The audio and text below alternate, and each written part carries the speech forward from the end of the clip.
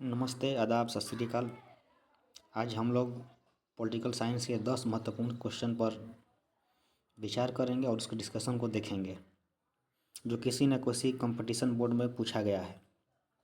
तो आइए हम 10 सवालों को शुरू से करते हैं और इसके डिस्कशन को देखते हैं। पहला सवाल, भारत के संविधान में निर्धारित की गई लोकसभा में सदस्यों को अधिकतम संख्या हो सकती है। ऑप्शन के हिसाब से देखा जाए तो इसका सही जवाब ऑप्शन नंबर सी 550 होगा। लोकसभा का निर्वाचन प्रत्यक्ष रूप से जनता द्वारा किया जाता है। इसमें जो है स्टार्टिंग में देखा जाए तो टोटल 552 सदस्यों का जो है जनता द्वारा निर्वाचन होता था, किंतु हाल ही में केंद्र की मोदी सरकार ने 104वां संविधान संशोधन किया और 104वां संविधान संशोधन जो है 2019 में किया गया और 2019 में 104वां संविधान संशोधन करके जो 2 एंग्लो इंडियन का चुनाव राष्ट्रपति द्वारा किया जाता था, अब ये एंग्लो इंडियन का निर्वाचन राष्ट्रपति द्वारा नहीं किया जाएगा।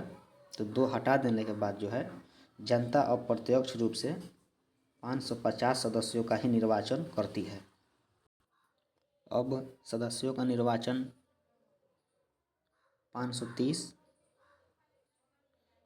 भारत के सभी राज्यों से इनका निर्वाचन किया जाता है और जो है जो संघ राज्य आते हैं वहाँ से 20, 30 और ये 20 मिल करके जो है 550 बन जाते हैं। अब इतने का ही जो है निर्वाचन प्रत्यक्ष रूप से जनता करती है। दूसरा नंबर सवाल, शून्यकाल संसदीय व्यवस्था किस देश की देन है। इसका ऑप्शन देखा जाए तो भारत, अमेरिका, ब्रिटेन और फ्रांस। इस सवाल का सही आंसर जो है भारत होगा। शून्यकाल जो है भारत की संसदीय व्यवस्था की देन है। यह जो है प्रश्नकाल के बाद का जो समय होता है, उसे जो है शून्यकाल कहा जाता है, जो सामान्यतः देखा जाता है तो 12 बजे से लेकर के 1 बजे तक बीच चलता है। आप लोग इसे याद रखें। 3 नंबर सवाल आपके सामने, किस वाद में संविधान के मूल ढांचा का सिद्धांत दिया गया था। यह सवाल यूपीपीसीएस और यूपी लोअर सम में 2013 और 14 में पूछ चुका है। ऑप्शन ए नंबर में है इंदिरा साहनीवाद, ऑप्शन बी में शंकरी प्रसादवाद, सी में रुदल शाहवाद और डी में इनमें से कोई नहीं। तो इस सवाल का सही जवाब ऑप्शन नंबर डी, इनमें से कोई नहीं होगा। मूल ढांचे का सिद्धांत जो है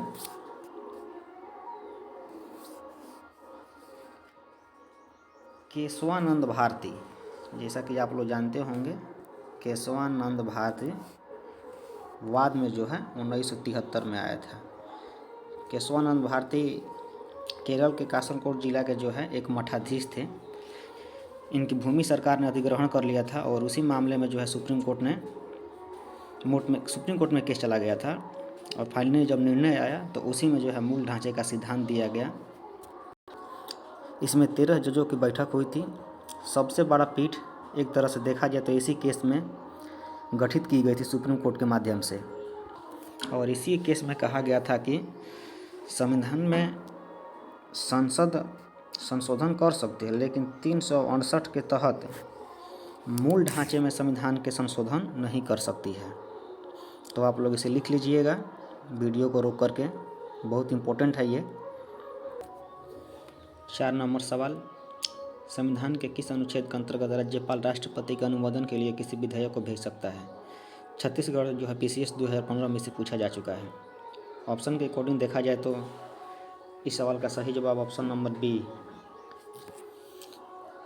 200 अनुच्छेद नंबर का होगा। बिहार जो है, बिहार में 2 सदन विधानमंडल जो है इसका 2 भाग होता है। एक जिसका नाम है विधानसभा, एक का नाम है विधानसभा और एक का नाम है विधान परिषद। विधान परिषद एक का नाम है। एक का नाम विधान परिषद। कोई भी विधेयक पारित होने से पहले विधानसभा में या विधान परिषद में रखना होता है। जब दोनों सदनों से इसे पारित कर दिया जाता है तो इसे राज्यपाल के पास भेजा जाता है। इसे राज्यपाल के पास जब भेजा जाएगा तो राज्यपाल के पास दो प्रकार की शक्तियाँ होती हैं। या तो राज्यपाल इसे साइन करे और यदि वो साइन नहीं करना चाहता है तो इसे राष्ट्रपति के पास भेज सकता है। और राष्ट्रपति के पास ये अधिकार है कि वो चाहे तो इस विधेयक पर साइन करें या चाहे तो उसे सुरक्षित रख लें। इसके लिए कोई समय सीमा निर्धारित नहीं की गई है। राज्य सरकार या राज्य के विधानमंडल राष्ट्रपति की शक्तियों को कम नहीं कर सकता है। अगला सवाल आपका, भारत के संविधान के किस अनुच्छेद के अनुसार राज्य के राज्यपाल के द्वारा मुख्यमंत्री को नियुक्त किया जाता है? इस सवाल का ऑप्शन 166 अनुच्छेद है, 164, 165, 167। इस सवाल का सही आंसर अनुच्छेद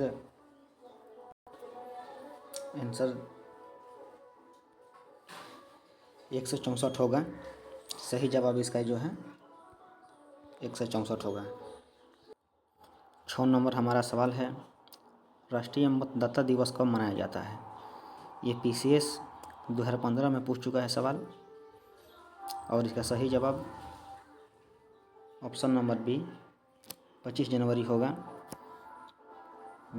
भारत के निर्वाचन आयोग जो है, निर्वाचन आयोग इसकी स्थापना 25 जनवरी 1950 ईस्वी को हुआ था।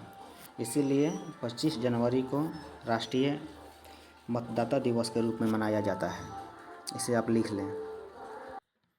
7 नंबर सवाल आपके सामने, बीजेपी पार्टी की स्थापना कब हुई थी? ऑप्शन के हिसाब से देखा जाए तो इसका आंसर ऑप्शन नंबर सी होगा। आपके सामने 4 पार्टियों का नाम दिया गया है और इनका स्थापना दिवस दिया गया है, जिन्हें आपको याद रखना है। भारतीय राष्ट्रीय कांग्रेस पार्टी की स्थापना 1885, भारतीय जनसंघ की स्थापना 1951, कम्युनिस्ट पार्टी ऑफ इंडिया की स्थापना 1925 और AIDMK पार्टी की स्थापना 1972। इसे आप लिख लें, कॉपी में काम का है। 8 नंबर सवाल आपके सामने, नागरिकता से संबंधित प्रावधान संविधान के किस भाग में है? इस सवाल का आंसर करिए आप लोग। इस सवाल का सही जवाब भाग 3 होगा। सबको पता है कि भाग 3 में जो है अनुच्छेद 5 से लेकर के 11 तक के जो प्रावधान दिए गए हैं वो नागरिकता से संबंधित है। 9 नंबर सवाल आपके सामने, प्रारूप समिति में कांग्रेस की ओर से कौन शामिल था? PCS 2018 में पूछ चुका है। इस सवाल का आंसर डी KM मुंशी होगा।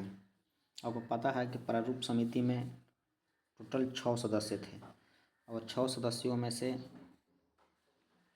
एक सदस्य जिनका नाम था KM मुंशी, ये कांग्रेस की ओर से शामिल हुए थे। बाकी इस कमेटी का अध्यक्ष जो है BR अम्बेडकर थे। अन्य सदस्यों के नाम में AN Gopal Swami Ayyangar, Alladi Krishna Swami Iyer, KM Munshi, Mohammad Saadulla, BL Mitra और DP खेतान थे। हमारा अंतिम एवं लास्ट सवाल, भारतीय राजनीतिक व्यवस्था में कौन सर्वोच्च है?